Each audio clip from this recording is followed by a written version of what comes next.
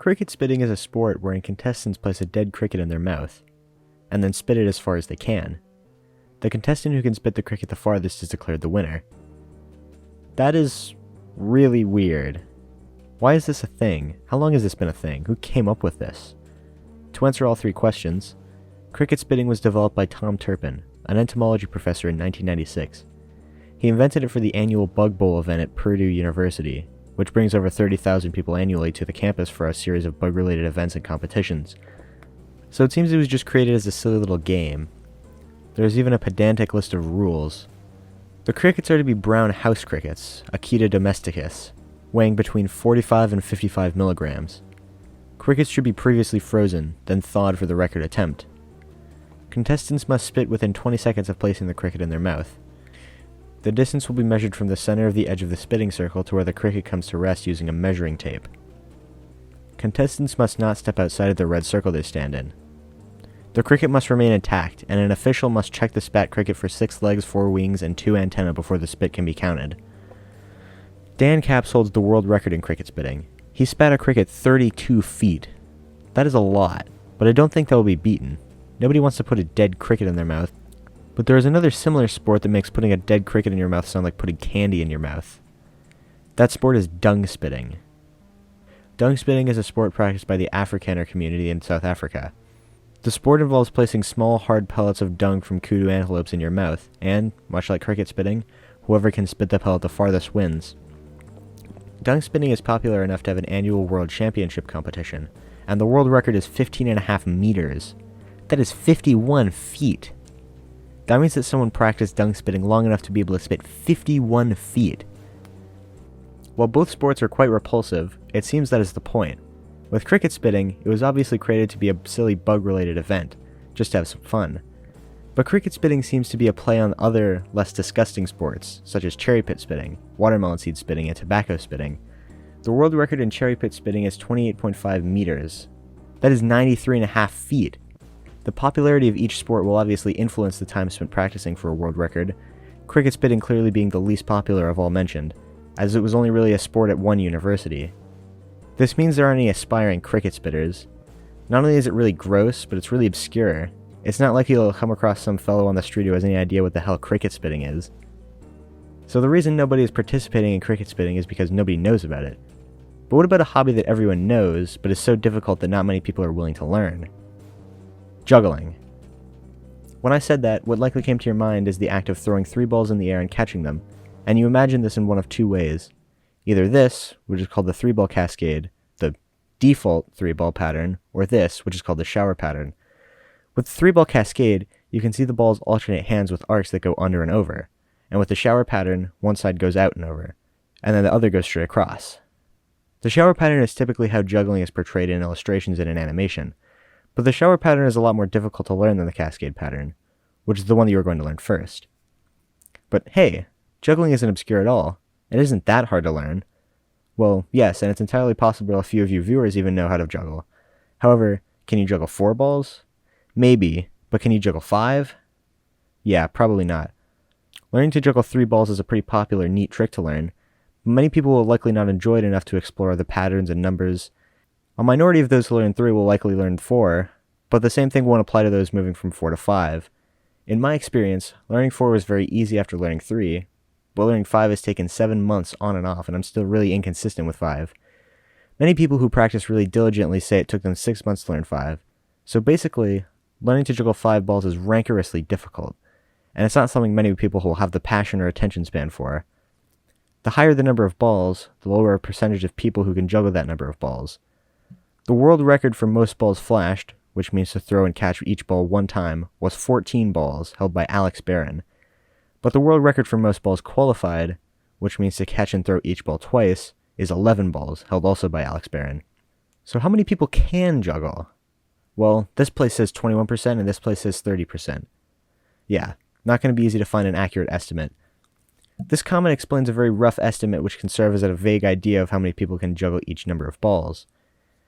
And the progression of juggling doesn't go only as far as adding more balls. There are sight swaps, multiplexes, alternate patterns, clubs, rings, sticks, and the list goes on. There is a novelty in exploring niche rabbit holes like this, especially in that you can go and try to learn skills like these yourself. There's literally nothing stopping you. One of my favorite proclaimers of this is Mike Boyd. Mike Boyd is a YouTuber who makes videos about learning to do all sorts of things, from juggling to learning to do a fucking muscle up. Out of all of the over 100 skills he has learned, he has only given up on one, the backflip, but that's it. Some of the craziest skills he has learned are learning to solve a Rubik's Cube blindfolded, memorizing 100 digits of pi, learning to pick locks and safes and even bytecode locks. But my favorite skills he learns are the really obscure hobbyist skills, such as dice stacking. Watching him do dice stacking makes me want to learn it myself. It just looks so cool.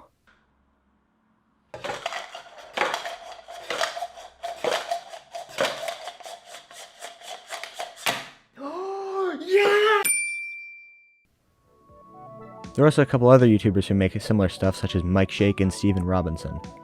All of these three guys make really chill and entertaining stuff. You should go check them out.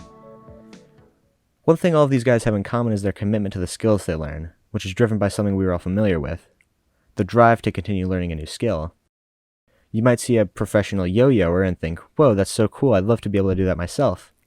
So you buy yourself a yo-yo, look up yo-yo tricks on YouTube, and click the first result, start practicing. It's very exciting to start learning a new skill. There's a novelty in having something to practice in your free time, and there's an intense excitement that comes with it. Until, of course, there isn't.